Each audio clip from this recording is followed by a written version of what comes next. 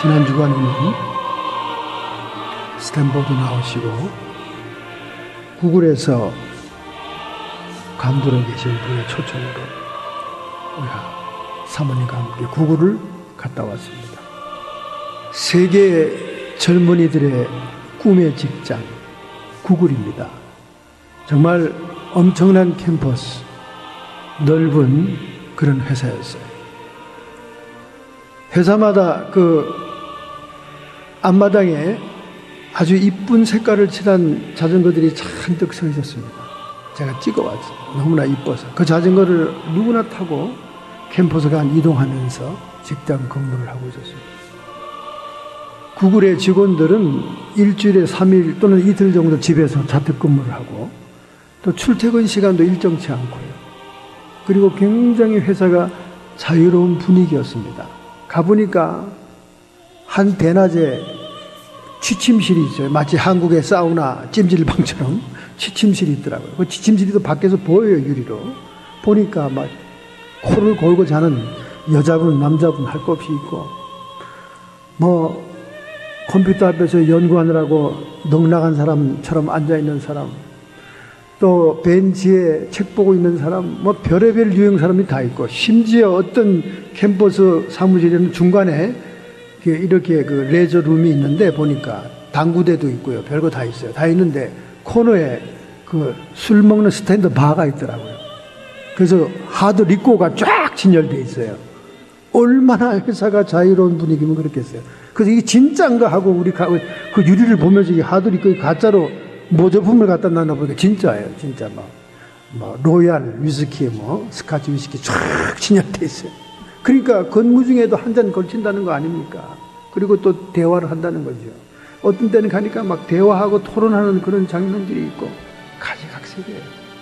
근데 전부 다 세계적인 수재들, 뭐 특별히 여기 버클리, 스탠포드들이 다 차지하고 있잖아요. 거의. 그리고 뭐 하버드, 명문 예일 대학들 전부 다 출신들이 앉아가지고 전부 다 꼭 눈동자가 풀려서 먼 산을 쳐다보고 멍하게 앉아 있습니다. 누가 통제 안 해도 자기에게 떨어져 있는 프로젝트를 해내야 되기 때문에 꼬박꼬박 밤새고 그런다는 거예요. 그리고 코너마다 다 카페테리아 안에서 일식집, 중식집, 뭐 샌드위치, 카페테리아가 다 있는 거예요. 전부 다 후리예요, 후리. 하루 종일 자유롭게 식사 시간도 따로 없어요. 그냥 들락거리면서 마음대로 먹고 정말 세계의 젊은이들이 드림의 직장으로 생각할 만한 그런 장소였어요. 단순히 검색 엔진으로 시작한 구글이 지금은 세계 인류의 기업이 되었습니다. 또 최근의 발표에 의하면 아마존을 압도하는 쇼핑몰을 구글이 설치해서 직접 배달을 할 것이라는 계획도 발표했고 이미 스마트폰도 나왔잖아요. 그리고 세계 도처를 다니면서 입체 사진을 찍은 그 구글의 그 차, 여러분 특별한 차 알죠? 그 이렇게 헤드에 비디오 크게 달려가지고 막 입체로 찍으면서 다니는 그 차가 다 진열되어 있고 정말 무섭게 발전하는 그런 회사더라고요. 그 지하 주차장, 방대한 주차장에 들어갈 틈이 없어요. 차를 세울 데가 없습니다. 어떻게 그렇게 큰 회사가 됐을까요? 이런 회사들이 실리콘밸리에 얼마나 많습니까? 시스코를 비롯해서 쿠퍼티노에는 애플 컴퍼니, 세계에서 캐시를 제일 많이 가지고 있는 조직 아닙니까? 일본보다 미국보다도 캐시가 많다니 말이죠. 미국은 빚쟁이지만 애플은 캐시가 세계에서 제일 많아요. 그 애플이도 쿠퍼티노도 그렇죠. 이 캘리포니아는 국가별 경제 단위의 8등입니다. 8등. 금년도에 국가별 경제 랭킹이 8위에 속한 캘리포니아가 됐습니다. 물론 1등을 뭐 미국이라고 이렇게 해놨더라고요. 과연 그런지 모르겠지만 미국, 그 다음에 중국, 일본, 독일, 프랑스, 영국, 브라질 다음으로 캘리포니아입니다. 캘리포니아 다음의 나라가 무슨 나라냐? 이탈리아와 러시아입니다. 이 엄청난 캘리포니아 아닙니까? 그런데 이 캘리포니아의 경제를 주도하는 데가 어디냐? 실리콘밸리입니다. 밀피다스를 여러분 차 타고 지나가 보세요. 여러분이 컴퓨터에서나 보던 세계적인 컴퓨터 회사의 간판들이 즐비하잖아요. 저는 그 차를 타고 지나가면서 콧노래를 부르고 자부심을 느낍니다. 야, 이런 데서 우리가 사는구나. 야, 하고 쫙 지나갑니다.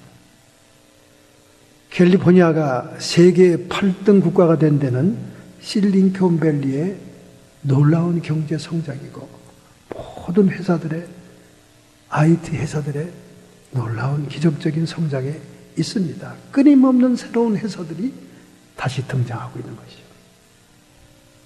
제가 이 얘기를 왜 소개합니까? 여러분과 저는 이렇게 좋은 세계적인 환경 속에 처해 있다는 거예요. 그런데도 얼굴에는 내천자에다가 눈깔은 소눈깔처럼 뒤집어져 가지고 맨날 불만 분자처럼 앉아가지고는, 아니 세계에서 가장 아름다운 환경, 좋은 기후, 이런 동네에 우리가 살고 있으면서도 만족함이 없는 거예요. 만족함이. 그러니 무언들 우리가 갖다 놓은들 만족이 되겠습니까? 그렇잖아요. 오늘 우리가 읽었던 본문의 주님은 마구간에서 태어났습니다. 마구간이라 그래야 지금처럼 그렇게 정비된 그런 목축곡관도 아니에요. 그냥 동굴, 허접스러운 동굴 속에 지푸라기 던져져 있는, 그리고 그냥 여러 가지 짐승들이 합동으로 들어차 있고, 그 배설물의 냄새가 나고 축축한 습기가, 그리고 비바람이 들이치는 그야말로 동굴 같은 그런 우리, 거기에 우리 주님이 탄생했다는 소식이 오늘 본문 성경에 기록되어 있습니다. 우리가 이런 주님을 주님이라고 부를 수 있습니까?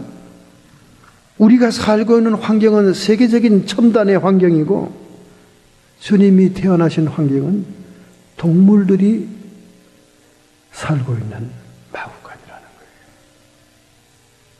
마태복음은 아기 예수를 경배하는 동방박사 이야기에 역점을 두고 있습니다. 왜냐하면 유대인의 왕으로 또는 세계의 왕으로 오신 예수님을 묘사하는 성경이기 때문에 그래요. 같은 공간복음이라도. 그런데 오늘 우리가 읽었던 본문 누가복음은 가축 우리에서 태어난 예수님을 중심으로 기록하고 있습니다.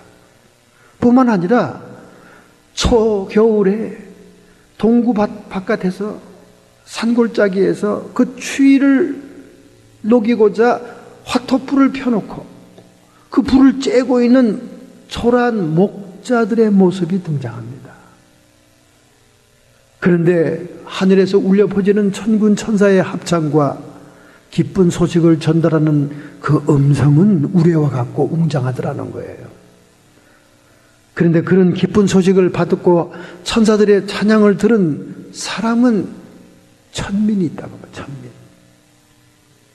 이 팔레스타인 이때 이 지역에서 가장 낮고 천한 사람들은 목자들이었어요. 목동들.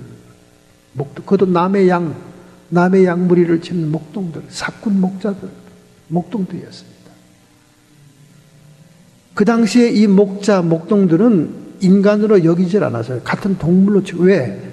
율법을 제대로 지켜야만 미래의 소망이 있고 구원이 있는 시대인데, 이 목자들은 율법을 지킬 수가 없는 계층의 사람들이었어요. 그들은 그 치고 지키는 동물들과 함께 일거수일투족을 함께 해야 되기 때문에 안식일도 지킬 수 없고 성전에 올라갈 수도 없고 그 몸에서 짐승 냄새가 나니까 모든 사회에서 소외된 버림받은 계층이다 그 말이에요. 그런데 거기에 하늘이 열리며 하나님의 영광이 비치고 천군 천사의 찬양이 들리고 말구의 누임, 강보에 쌓인 그 예수의 표적을 그들에게 알려주는 하늘의 음성을 처음 들었다고 말입니다. 그럼 도대체 오늘 이 누가복음의 이러한 사건 전개는 오늘 우리에게 무엇을 얘기하는 것일까? 여러분, 예수님이 마구간에 오고 그 예수님의 기쁜 소식을 가장 율법을 지킬 수 없어 소외된 계층인 천민 목자에게 전달됐다면 더 이상 뭐 말할 게 있습니까, 여러분? 굳은 궁궐이 무슨 소용이 있으며 화려한 모습이 무슨 상관이 있으며 우리 예수님의 수준이 어디까지 관심이 있고 내려간다는 사실을 보여주고 있는 거예요. 그래서 누가복음은 인간적인 예수의 모습을 잘 그려놓았습니다. 오늘 사람들이 마음이 편하지 못해요. 직장생활에도 가정생활에도 부부생활에도 마음이 안 편합니다. 왜 안 편할까요? 마음에 쉼이 없어요. 현장에서 사람을 미워하고 다투고 싸우는 게 아니라 일단 집으로 돌아가서도 하루 종일 싸웁니다. 하루 종일 싸워. 마음으로 막 들볶아요. 하루 종일 전쟁을 하고 싸워요. 그리고 또 특별히 교인들, 거룩할 성자가 붙은 성도들은 이 전화통화, 이것이 예배 시간보다 더 길고 실제 현장보다 더 절실해요. 모든 역사는 전화통화로 이루어집니다. 그 전화가 이간질과 거짓과 모함과 헛소문과 과장으로 가득 찬 것으로 왁자지껄합니다.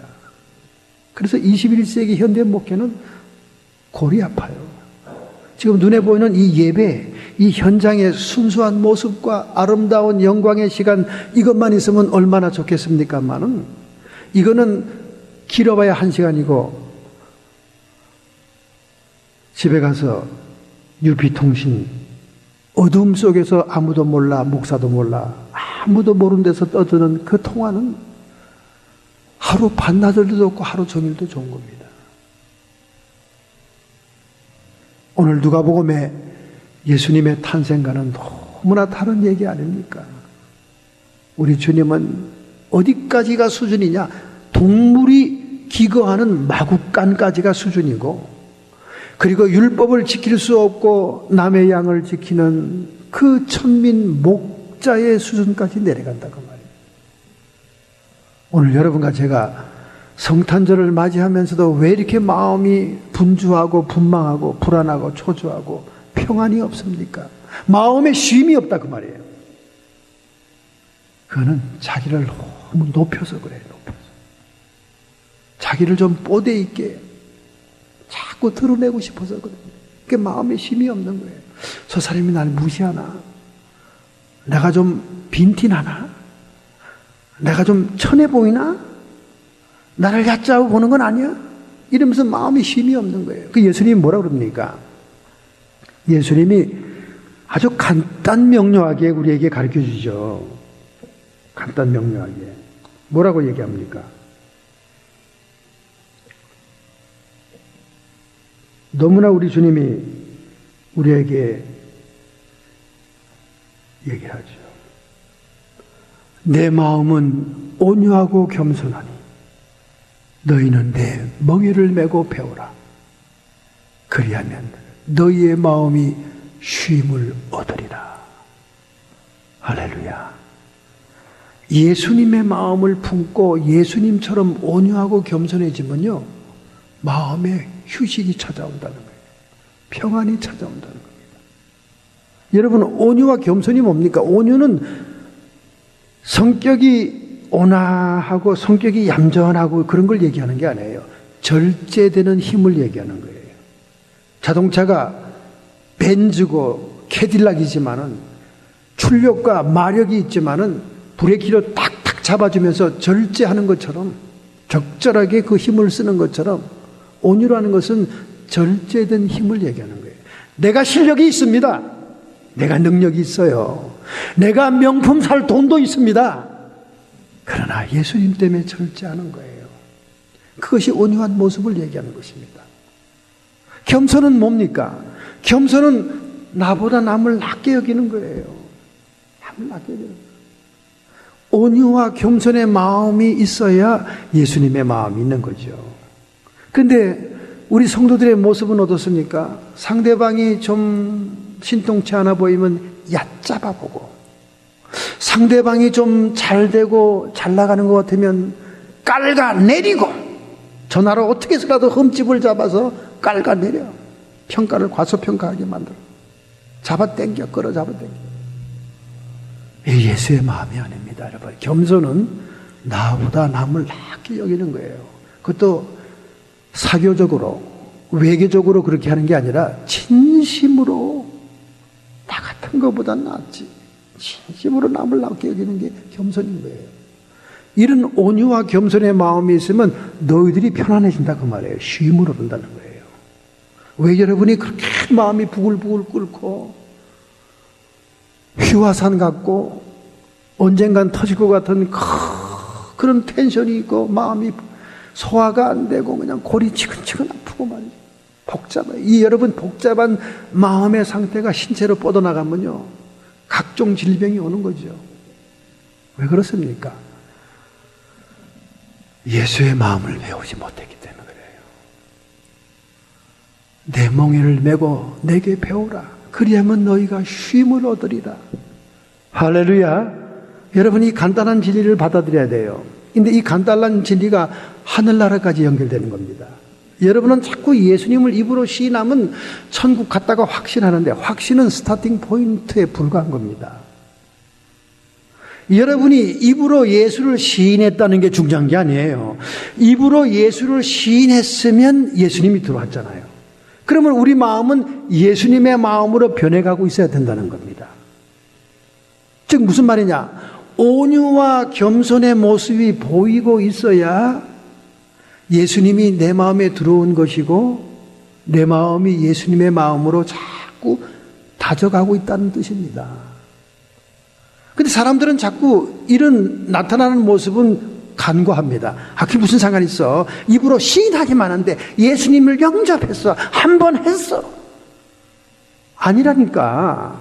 여러분의 마음보가 온유와 겸손으로 지금 바꿔지고 있지 않으면 벌써 천국과 지옥은 결정이 된 거예요. 여기서 뭐 이따 가볼 필요도 없습니다. 나중에 뭐 예수님이 재림할 때 보자, 안 해요. 이미 여기서 결정이 난 겁니다. 여러분 마음속에 여러분이 스스로 지켜보니까 하나도 온유와 겸손이 없다. 남 잘 되는 거 싫어. 그년이 왜 이렇게 잘 돼? 난 못 살아. 그런 건 보고 못 살아. 이런 심보만 뽑아가지고는요, 그건 지옥 자식이라는 뜻이에요. 자꾸 여러분, 내가 예수를 영접했습니다. 예수님은 나의 주님이십니다. 나는 천국 백성, 할렐루야. 웃기고 자빠졌네. 예수님이 주인으로 들어왔으면 예수님의 마음이 정착이 돼야 되고 그 마음은 온유와 겸손으로 차 있어야 되는 거예요.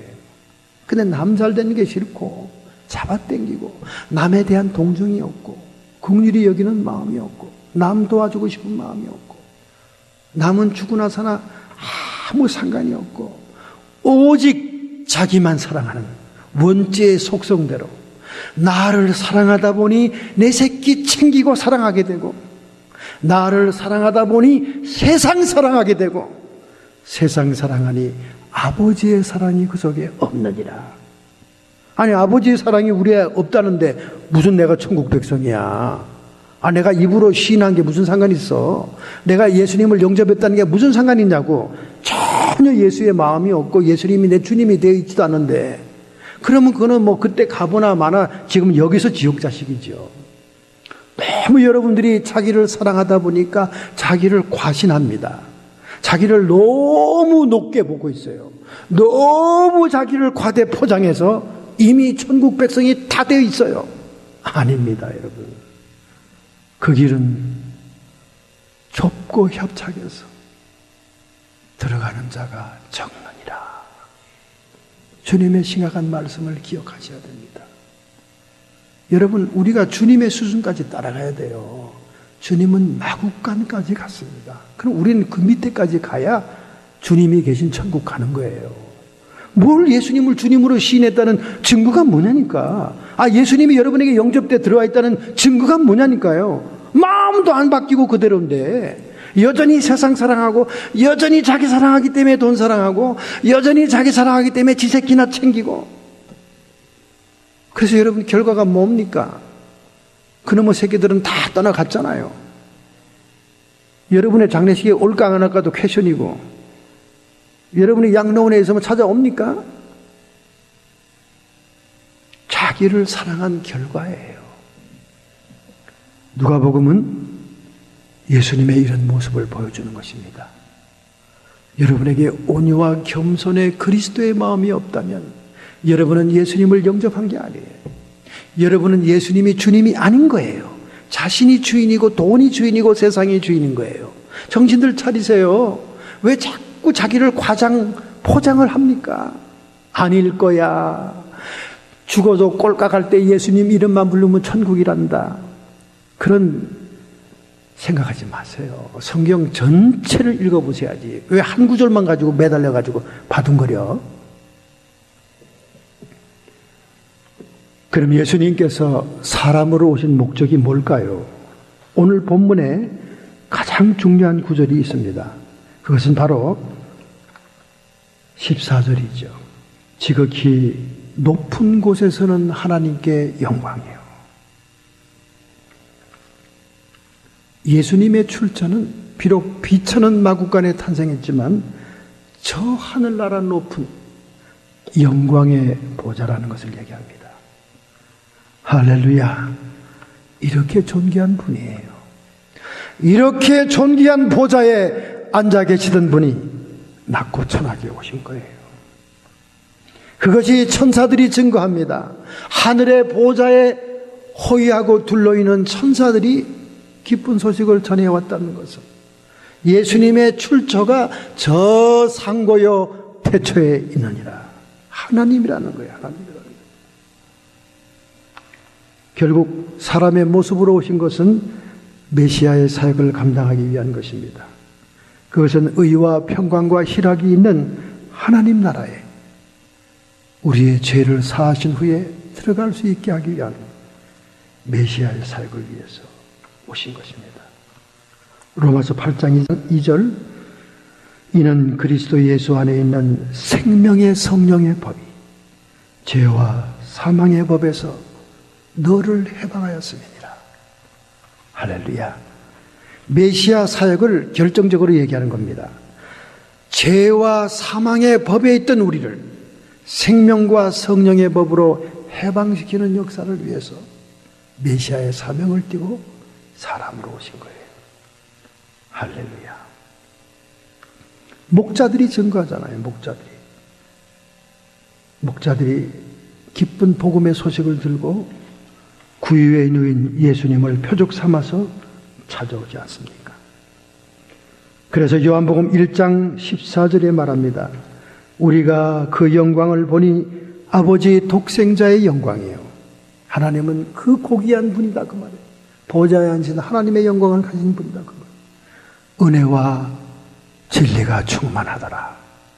은혜라는 것은 하나님 안에 있던 사랑이 예수 그리스도 안에서 우리에게 줄 수 있는 형태의 은혜로 왔고, 하나님 안에 있던 그 공의가 우리가 체험하고 느낄 수 있는 진리의 형태로 예수님을 통해서 왔다는 것입니다. 할렐루야. 그러므로 여러분과 저의 신앙 패턴의 중요한 골격은 뭐냐? 은혜와 진리가 충만한 주님을 따라가는 신앙의 모습을 가져야 됩니다. 은혜만 강조하다가는 버릇없는 부잣집 아들 되는 것이고, 진리만 강조하다가는 죄책감에서 헤어나지 못하는 공포의 신앙생활을 하는 것이고, 그래서 은혜와 진리가 철돌기처럼 쫙 자로나 우로나 치우치지 않고 겸손할 때 우리는 천국 백성이 될 수 있습니다. 할렐루야. 여호수아에게 모세가 하나님의 말씀을 대변하여 충고할 때 자로나 우로나 치우치지 말라 하는 말이 바로 이 말이에요. 은혜에만 푹 빠지지도 말고 진리에만 푹 빠지지도 말고 은혜와 진리가 겸손해라. 이렇게 복잡하게 얘기하면 잘 이해가 안 돼요. 그래 쉽게 얘기할 수 있습니다. 여러분이 자식을 키울 때 그냥 무조건 자식을 사랑해 주기만 하면 할아버지 수염 흔드는 버릇없는 손자가 됩니다. 그렇다고 진리 채찍만 때리고 훈계와 양육만 하면 어른들을 두려워하고 대인공포증을 가진 비사회적인 성격을 가진 아이가 됩니다. 그러니까 양쪽을 겸손해야 돼요. 당근과 채찍이 나란히 가는 그런 양육을 통해서 건전한 성인을 만들어가는 것처럼 예수 그리스도의 형상을 본받는 신앙인이 되려면 예수님처럼 은혜와 진리가 동일하게 충만한 그런 겸손한 사랑이 되어야 된다고 말이에요. 오늘 21세기의 교회들이 너무 은혜만 강조했습니다. 그래서 하이퍼 그레이스라고 합니다. 하이퍼, 신학적인 용어로 하이퍼 그레이스. 은혜를 너무 지나치게 강조하다 보니까 값싼 복음이 됐다는 거예요.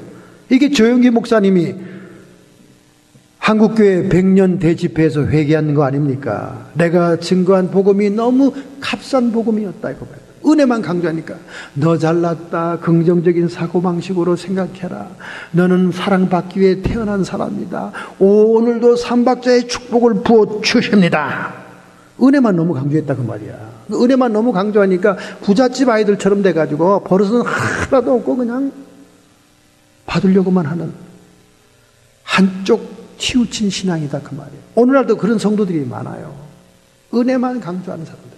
은혜 받았습니다. 은혜가 최고지. 하이퍼 그레이스. 너무 지나친 은혜를 강조하면 예수 그리스도의 복음이 값싸져요. 값싸져. 싼 티가 나게 된다 그 말이야. 그러니까 전부 다 천국 갔다는 거 아닙니까? 다 천당에 들어가 있다는 거 아닙니까? 값싼 복음 가지고.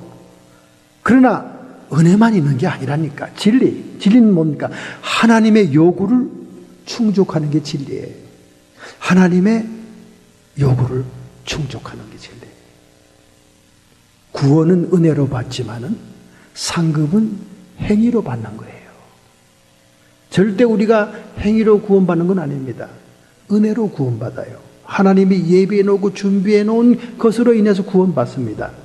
그러나 구원받는 것은 카트라인이고, 구원받은 다음에 이제 상급 있는 인생이 돼야 될 거 아니에요. 면류관 받는 인생이 돼야 될 거 아니에요. 천년왕국에서 왕노릇하는 성도가 돼야 되지 않냐 그 말이죠. 금면류관 쓰고 말이죠. 그런 상급 있는 인생은 그 진리의 요구, 하나님의 뜻, 십자가의 사명을 잘 행해서 행동으로 실천하고 움직임으로 인해서 보상을 받는 상급이 필요하다는 거예요. 할렐루야. 그것이 홍해와 요단강으로 비유되는 거예요. 홍해는 건너기 전에 갈라졌습니다. 그걸 은혜라고 얘기해요. 하나님이 미리 예비해 놨다. 여호와 이래. 건너기 전에 갈라졌어요. 그게 구원, 은혜의 구원입니다. 그래서 요단강, 가나안을 정복해 들어가고 천국을 들어가는 그 요단강은 길이 먼저 열리지 않았어요. 제사장들이 법궤를 들고 그걸 밟아야 비로소 물이 갈라집니다.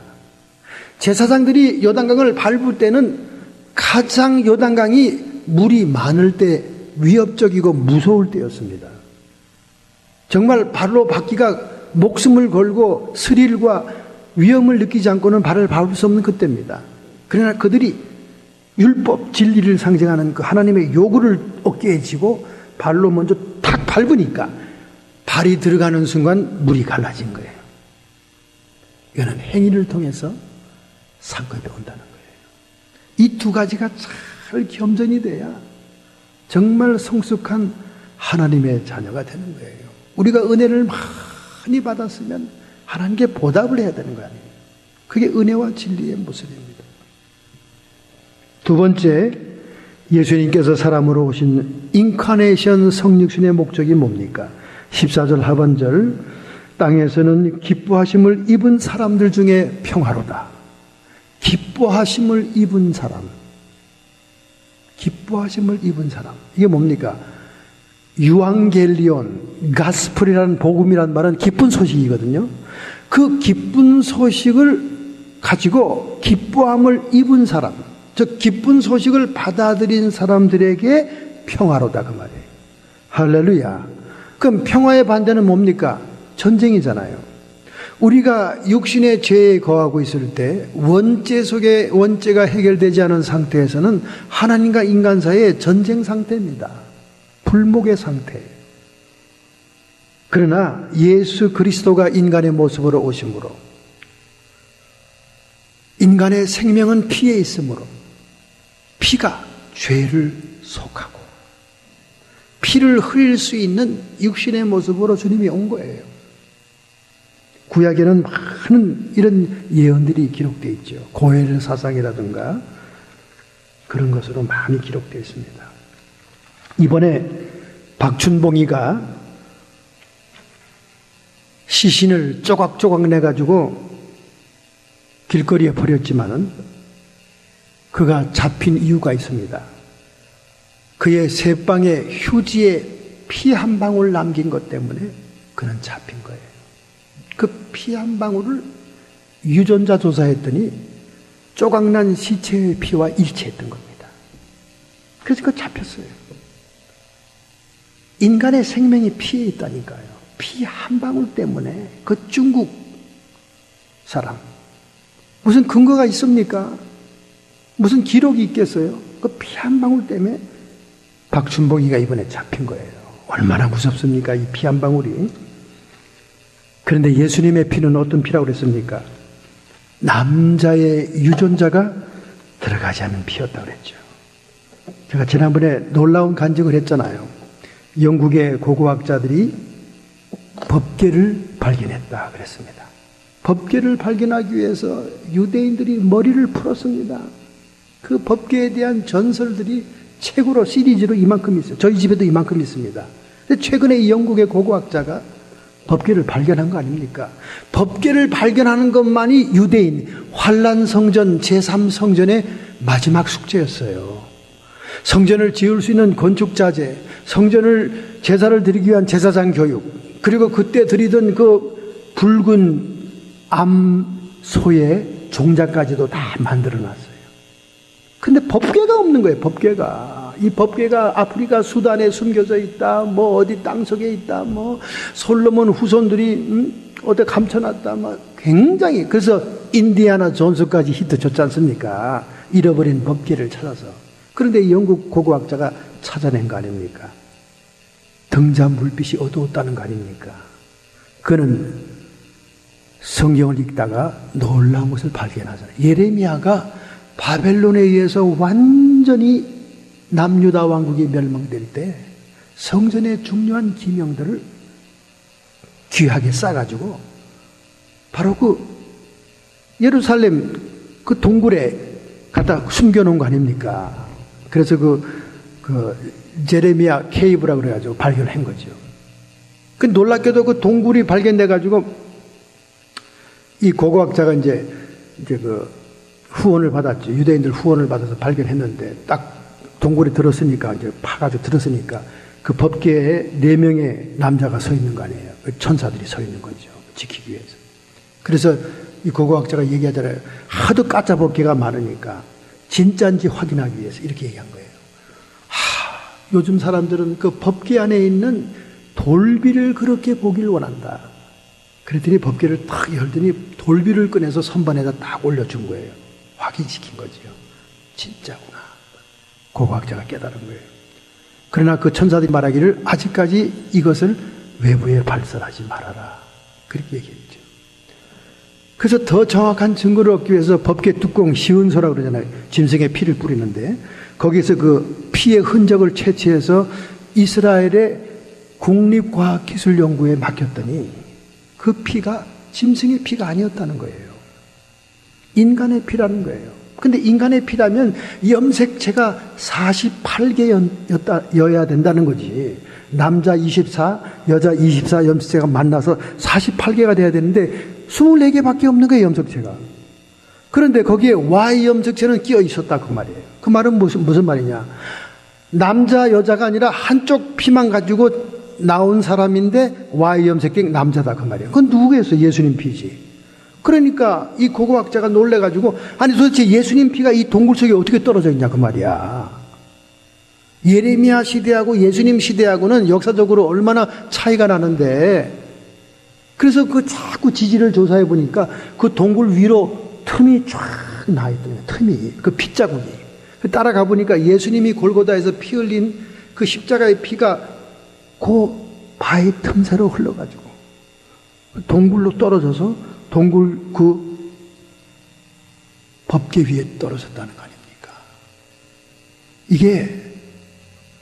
이게 그냥 성경적으로 말로만 성취된 게 아니라 테테로스타에 내가 다 이루었다. 법계 위에 템포러리로 임시적으로 짐승의 피를 뿌려서 속죄를 했던 그 제사가 예수님의 피가 떨어짐으로 완성이 된 겁니다. 할렐루야.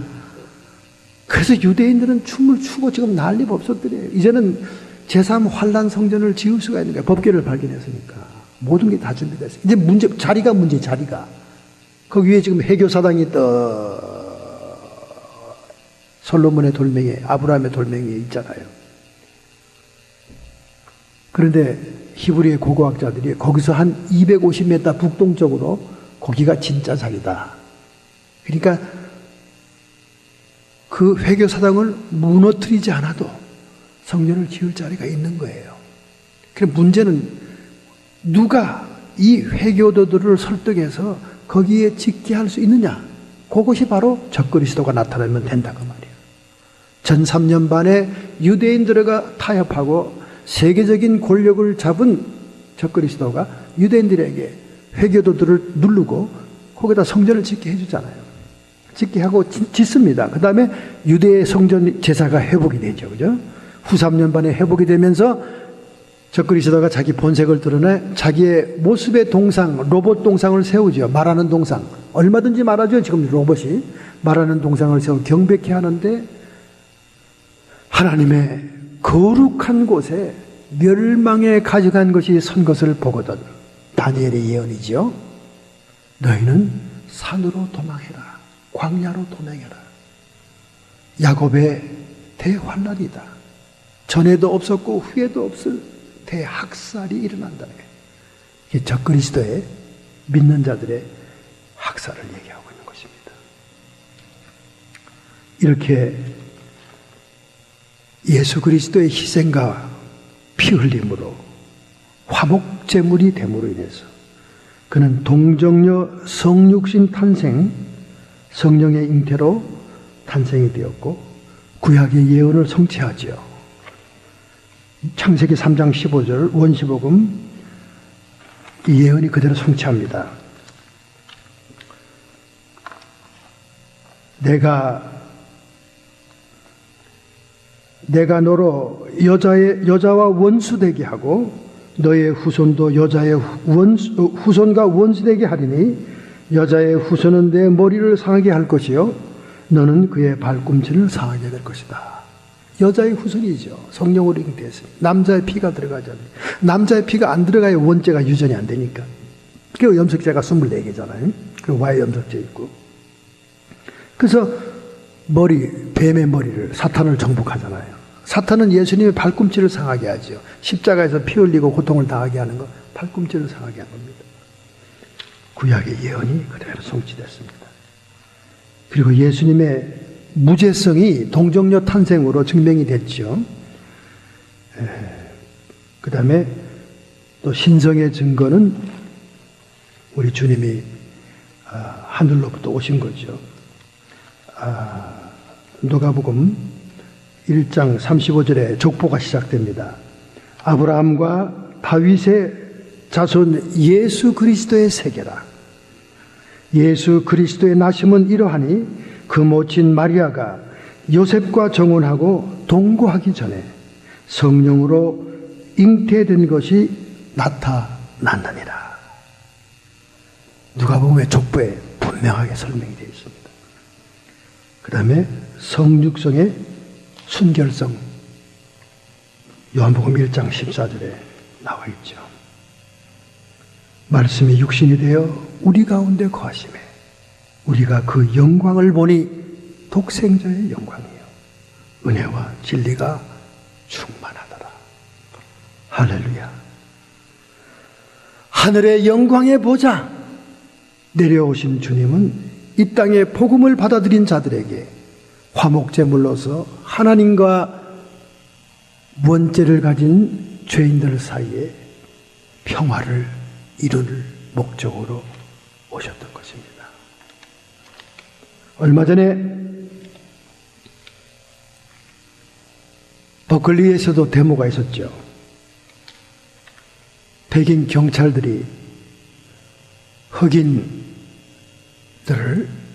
너무 강경 진압해서 죽인 사건 때문에 미조리주 퍼거슨의 그 흑인 청년의 죽음과 뉴욕 에리카노 사건으로 데모들이 일어나지 않습니까? 오바마 부부도 피플지에 나와서 인터뷰를 그렇게 했습니다. 오바마 나이 때에 흑인 남자로서 전문직을 가진 사람이 그렇게 흔하지 않았기 때문에 그는 레스토랑의 출구에 대리 주차 발배 파킹을 하기 위해서 기다리고 있으면 사람들이 자기에게 열쇠를 맡기고 간다는 거예요. 흑인이면 다 주차 요원인 줄 알고. 그뿐 아니라 택시를 잡기 위해서 택시를 막 기다리고 있으면 사람들이 다가와서 커피 좀 가져오라 그런다는 거예요. 그 호텔의 벨보인 줄 알고. 갈라 파티에서 그가 정장을 하고 있을 때도 웨이터로 취급을 했다는 겁니다. 물론 대통령이 되기 전이니까 그럴 수도 있다고 생각하죠. 그러나 퍼스트 레디 이분은 영화나 TV나 얼마나 유명합니까, 여러분? 그죠? 얼굴이 알려질 대로 알려졌잖아요. 그 누굽니까, 그 퍼스트 레디 이름이? 뭐죠? 미셸? 예. 그분이 그 타겟에서 물건을 사기 위해서 이렇게 왔다 갔다 하는데 어떤 백인 여자가 타고 오더니 저거 무거운 거 내려달라고 그러더래요. 그러니까 자기를 타겟의 종업원으로 밖에 못 본다는 거죠. 그렇게 얼굴이 알려져도. 그러니까 오바마 부부가 우리도 인종주의자들의 피해자다. 그러나 우리의 선조들에 비하면 우리는 얼마나 그래도 나은 세상에 살고 있느냐. 그렇게 흑인들을 설득하는 인터뷰를 했습니다. 여러분, 우리 미국처럼 온유와 겸손을 보일 수 있는 사회가 어디 있겠습니까? 세계의 다인종들이 다 모여 있습니다. 아시안, 유럽, 아랍 계통, 흑인들까지 모든 인종들의 집합체가 아니에요.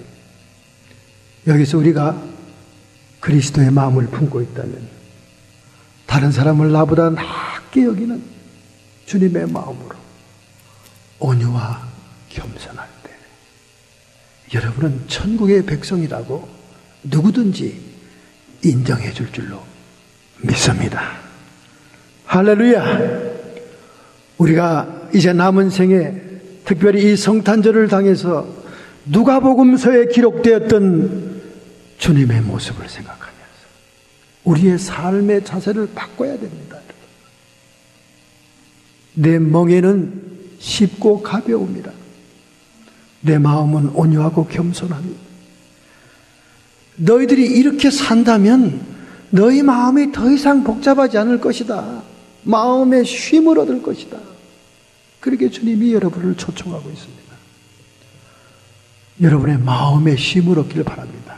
그럼 만병이 떠나가요. 2030년 되면 암 예방약이 나온다 그러고 2015년 뒤에 2025년에는 그 암 조직만 죽이는 그런 아주 예리한 약들이 나온다고 하지만은 그런 약들이 나오기 전에 우리가 마음의 쉼을 얻으면 마음의 평안만 있다면 이런 병들이 접근하지 못할 것입니다. 크리스마스 때마다 쇼핑하려고 눈이 뻘겋고 크리스마스마다 사람들을 만나 파티하려고 눈이 뻘겋고 크리스마스마다 선물을 주고받으려고 할 것만 아니라 오늘 여러분과 저의 마음보를 바꿔야 됩니다. 할렐루야.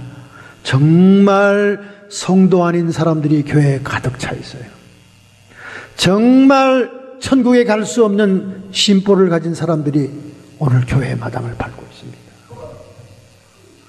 온유하고 겸손한 그리스도의 마음으로 마구간까지 내려갔던 주님의 심정으로 이 성탄절에 우리의 마음을 변화시키기를 예수님의 이름으로 축원합니다. 결단하고 결심하는 마음으로 여러분의 가슴과 여러분의 아픔 속에 손을 넣기 바랍니다. 우리 주님이 여러분들에게 함께 하실 줄로 믿습니다. 전능하신 하나님, 낮고 천한 말구유까지 오신 주님, 오늘 우리에게 온유와 겸손의 마음을 품으라고 얘기하고 있습니다. 그러나 우리의 마음이 얼마나 복잡한지요, 우리의 마음이 쉼을 얻지 못하고 있습니다. 얼마나 분주한지요, 얼마나 드러내고 자기 자랑하고 자기 사랑하고 자기 집착에 빠져 있고 자기를 과시하려고 하는지요. 하나님, 주님의 마음을 품어 우리의 마음속에 평강을 갖게 해 주시옵소서. 성도의 육체와 정신의 역사는 모든 질병들아 예수 그리스도의 피곤세로 쫓김 받을지어다. 모든 고통도 떠나갈지어다. 우리의 마음속에 먼저 의와 평강과 희락이 임함으로 천국이 이루어지기 전에 천국이 먼저 우리의 마음속에 이루어지게 해 주옵시고, 세상 유혹과 미혹의 흔들림으로 악한 마귀 사탄 귀신에 휘둘리지 않도록 우리를 붙잡아 주시옵소서. 예수 그리스도의 이름으로 명한다. 모든 악의 세력들, 귀신의 세력들 예수님의 이름 권세로 명하노니 쫓김을 받을지어다. 떠나가고 물러갈지어다. 여자의 후손이 너희의 머리를 상하게 하였으니 이제 더 이상 참수하지 말고 쫓김 받을지어다. 예수 그리스도의 승리를 선포하노라. 하나님, 영광 받아 주시옵소서. 예수님의 이름으로 감사하며 축복하며 기도하옵나이다.